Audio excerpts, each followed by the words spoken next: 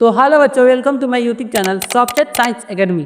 तो इस वीडियो में हम भूगोल की परिभाषा, भौतिक भूगोल क्या होता है, मानव भूगोल क्या होता है, ये सारी चीज़ों के बारे में डिस्कस करेंगे।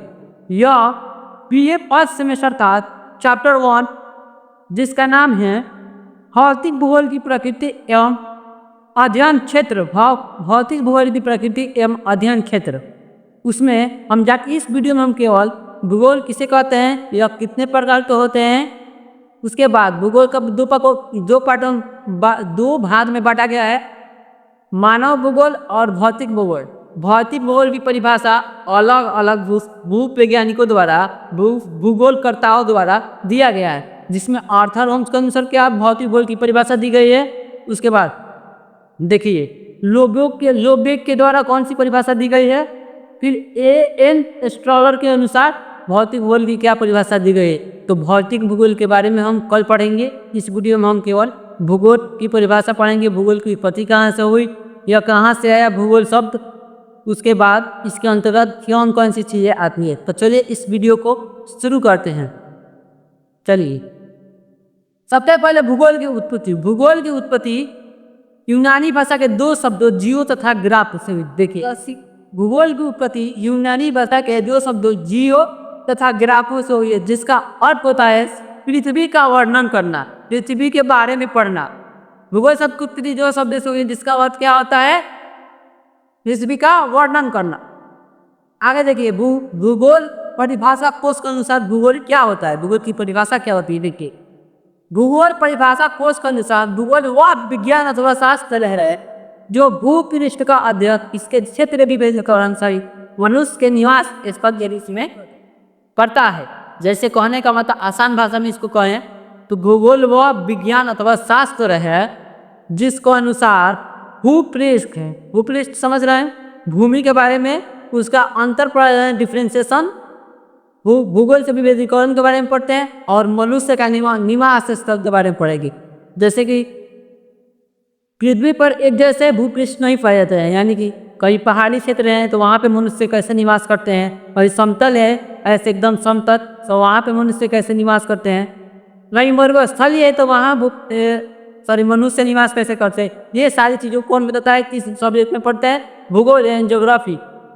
आगे देखिए इसके अंतर्गत कौन कौन सी चीज़ें आती है। देखिए तो बच्चों इसके अंतर्गत जलवायु यानी हमारा क्लाइमेट, मिट्टी यानी रिदर जिसको बोलते हैं, सोइल बोलते हैं इसको, वनस्पति यानी पेड़ पौधे, प्राणी मतलब सजीव जो होते हैं, उत्पादों यानी प्रोडक्ट जो होते हैं, मनुष्य के वितरण एवं परस्पर संबंधित आदि रहता है। इसके अनुसार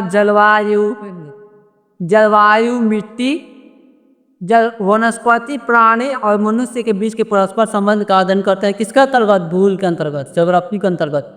फिर से देखिए इसके अंतर्गत जलवायु, मिट्टी, प्राणी और मनुष्य के बीच के परस्पर संबंधों का अध्ययन किसमें किया जाता है, ज्योग्राफी में। आगे देखिए भूगोल कितने प्रकार के होते हैं। भूगोल दो प्रकार के होते हैं, भौतिक भूगोल और मानव भूगोल।